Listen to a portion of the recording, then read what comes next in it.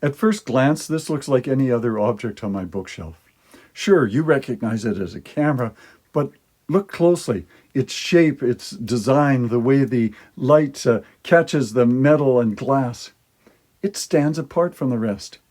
See, I don't see cameras in my collection as lifeless objects or relics from the past, because when I look at these cameras, I see something in a state of suspended animation waiting to be awakened.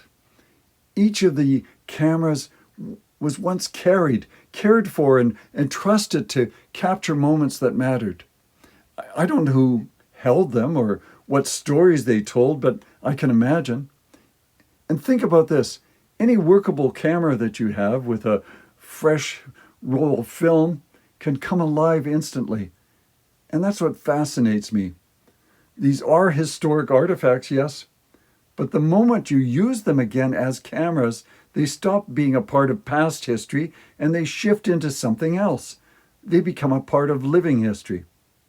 And maybe that's the magic of it all, realizing that the history of this camera or any vintage camera doesn't just have to sit behind the glass of an exhibit case in a museum or gather dust on a bookshelf. It waits for someone curious enough to pick it up, wind the film, press the shutter again, because at that moment, the past doesn't just come back to life, it starts breathing through you and connecting you in a quiet but powerful way to the history of that camera and everyone that held it before it found its way into your hands. So, what about you? Do you have a vintage camera that's still waiting to be brought back to life, or maybe you've already held one that's come alive in your hands?